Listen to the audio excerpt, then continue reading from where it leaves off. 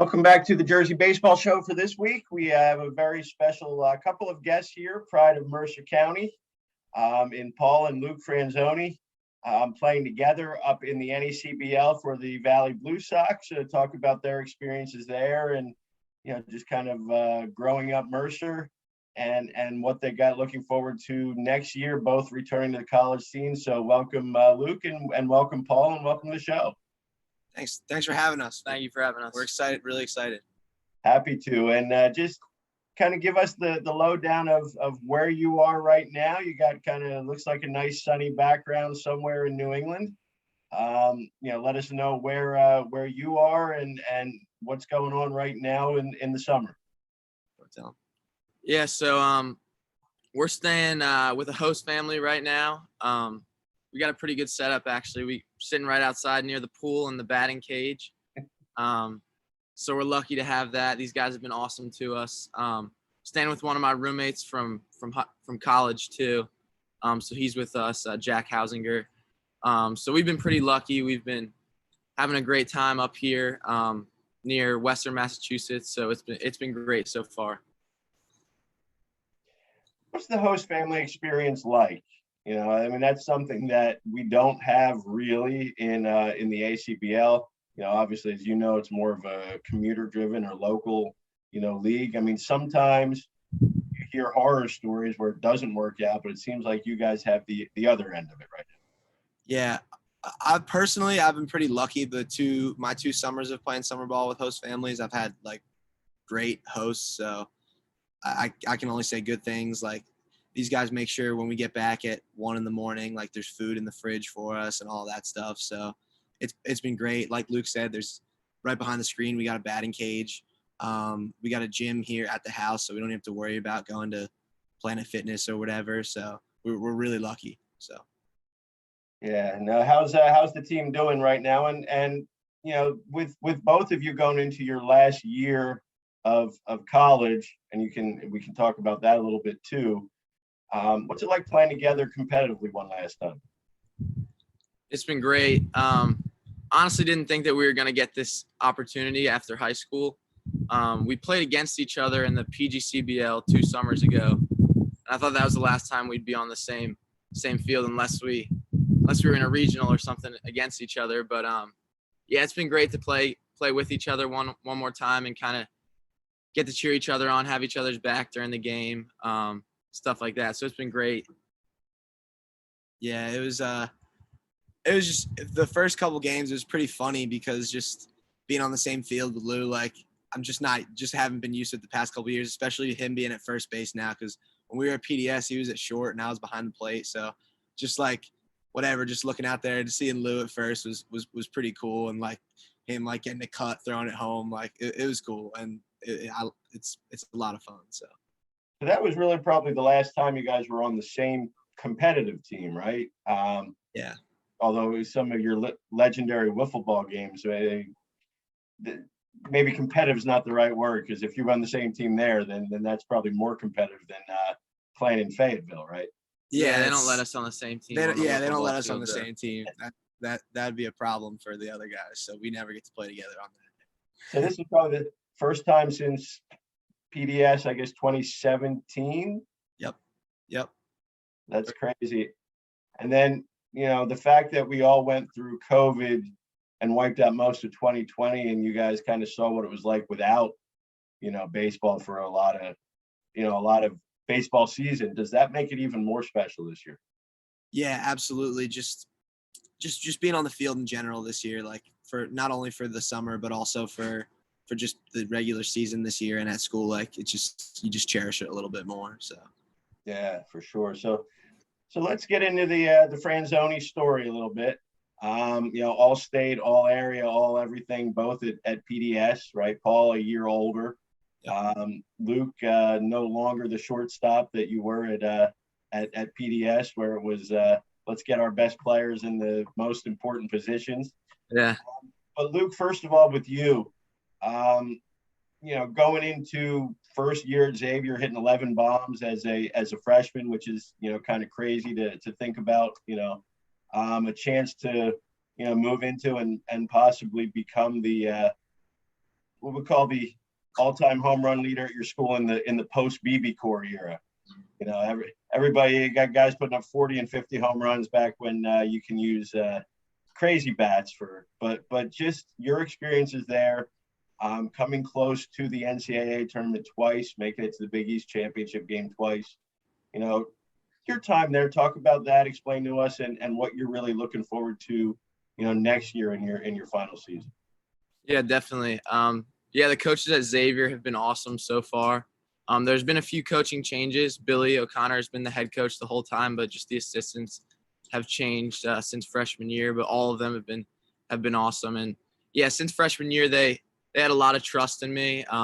Even when I started off struggling a little bit in the beginning, just the adjustment to college baseball and stuff. But they stuck with it. They trusted me and kept giving me opportunities, which I was really grateful for. Kind of got used to it towards the middle end of freshman year, and then wanted to keep building off that in the summer and going into the next year, the COVID year, which obviously was a little bit different with canceling the season and stuff. But looking to the future, I think we really didn't lose too many guys from this year. We only lost a few seniors and one got drafted, so I think we'll have a good core group of guys coming back to make another run at it for a regional. And I think everyone has that same goal. A lot of guys are in my shoes where we're on the field watching the other team celebrate the Big East championship twice.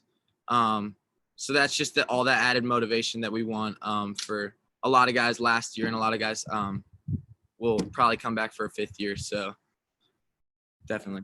And Paul, I guess it's pretty easy to say that NJIT baseball now isn't quite the same situation as you walked into 4 years ago. What's that ride been like?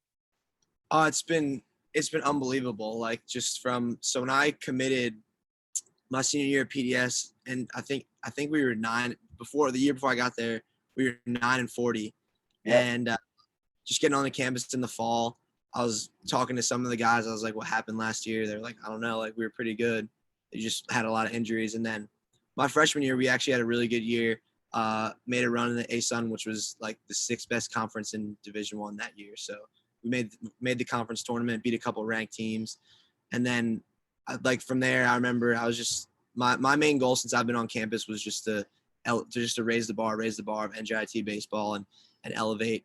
And just keep building and leave it really in a better place than I found it. So I hope that's going to be like what my legacy would be when I'm gone. So yeah, I would say that legacy for you and your entire class, you know, whether it's guys who graduated this year or staying the extra year like you are, right? I mean, there's no question when you look at the stats, first New Jersey team to win an NCAA tournament game in a decade, making the tournament for the first time ever.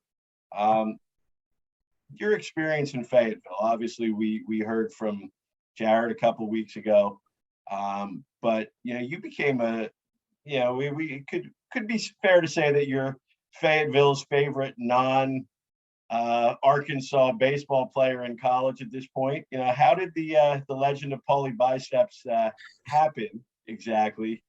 And Luke, what was it like watching your brother kind of become a college baseball star overnight?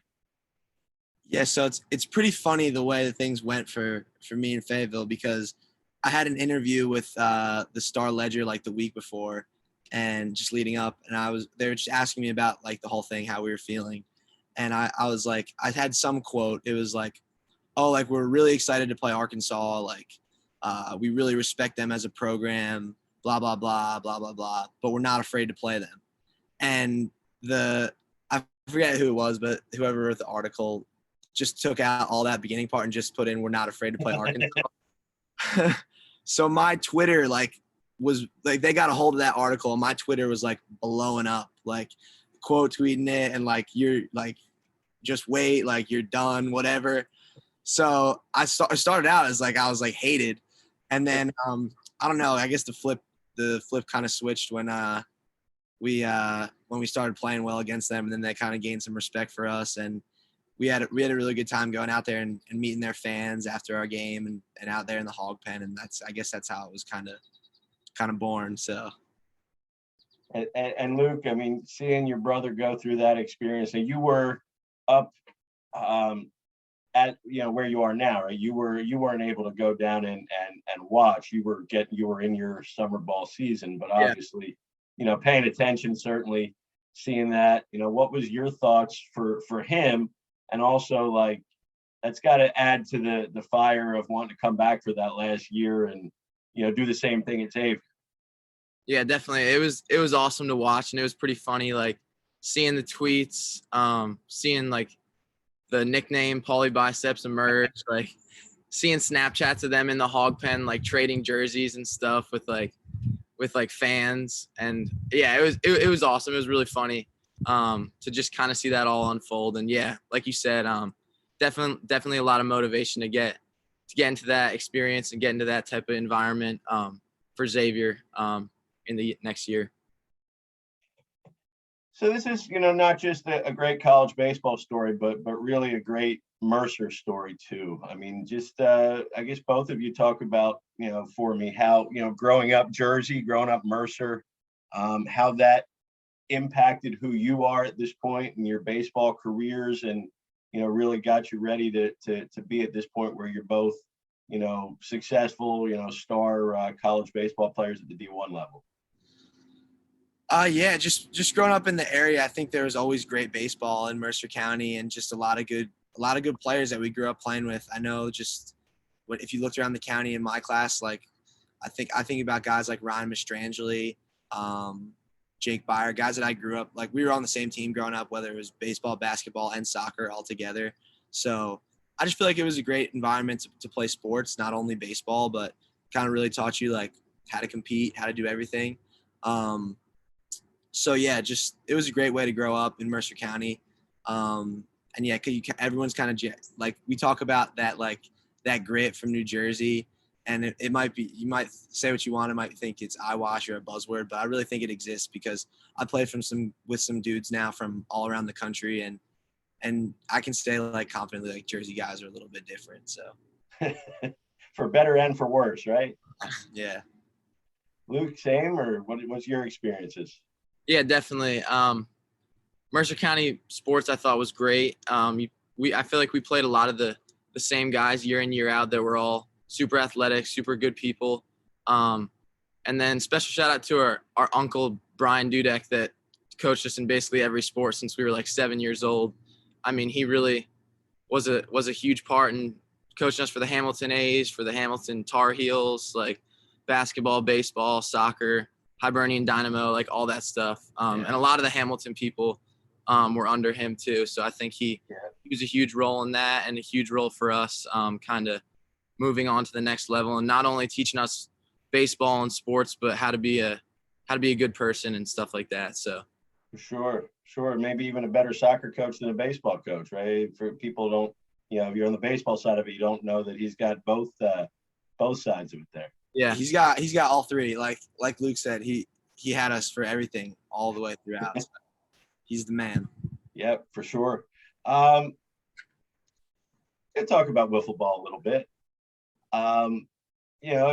Tell me about how these legendary Franzoni wiffle ball games have developed over the years, and obviously this covers a couple of our generals guys this year, Danny Melnick and Jake Sloss, most notably. But how did that start? And obviously I'm kind of feeling that's going to continue for a while after this is all done.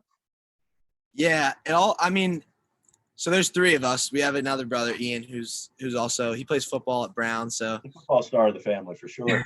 Yeah, we're always playing sports, whatever we're doing. We're always looking to do something in the backyard. Grew up actually with Ross Colton, who just scored the game-winning goal in the Stanley Cup. He's actually our neighbor. So how crazy is that? That's another question, but I'm sorry to cut you off there.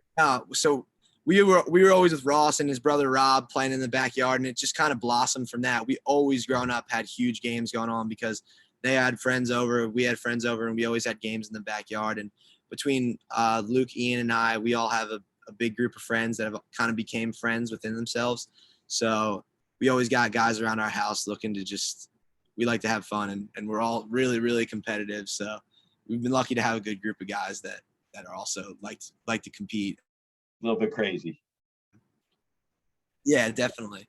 Yeah, So- especially with the COVID, when you got actual baseball taken away from you, Yeah. you need something to get the competitive juices flowing and get the baseball going. So that passed a lot of that time. That was like for sure. legit, like what we were playing in the backyard was like legit seasons because our season didn't happen. So we were playing really competitive games.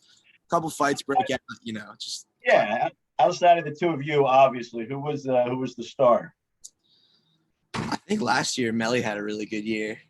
I think Melly had a breakout season in our league last year. He was up there. So. You mentioned it in passing, but obviously,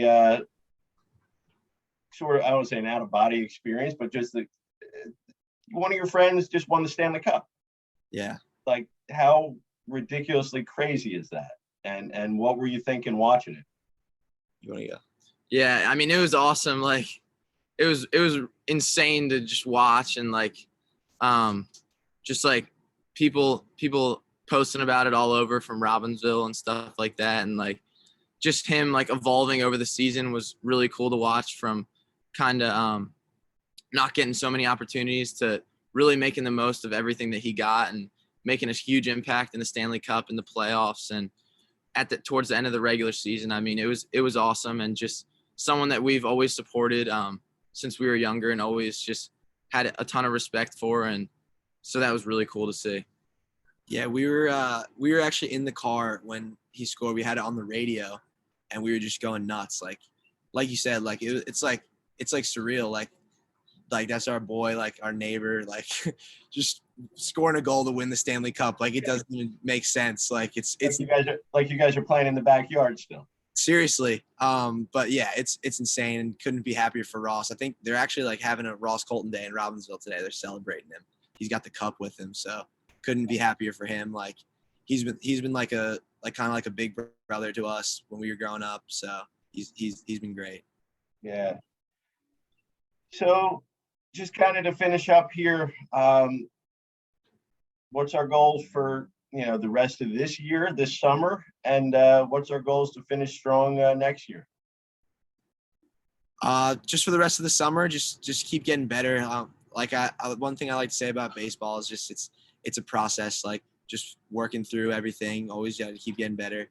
So that's like the goal in the summer, whether it's behind the plate or at the plate. Just keep progressing. Just so when I get back in the fall, I'm ready to go and lead the guys. Because our goal, obviously, for next year is to get back to where we were this year, and then progress and win a regional. So, and I think we have really almost everyone except for Jared and staff and Tyler and Matt Cacciadeferro and Kevin Blum coming back. Those guys were all huge contributors. But aside from them, we have a lot of guys coming back that have played a lot over their 4 years. I know that Robbie's really excited about our incoming class, so excited to have them on campus. And yeah, it's really just keep building on the culture, keep building on what we've done this year, and really going to next year ready to go. And Luke, get over that final hurdle, right?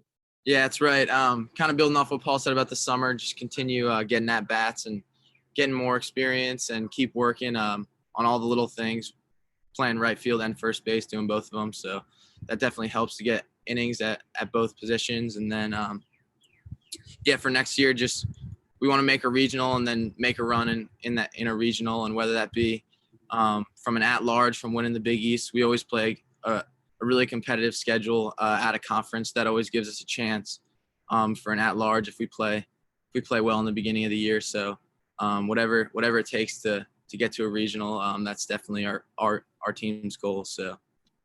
And to set up an NJIT Xavier weekend series next year, maybe.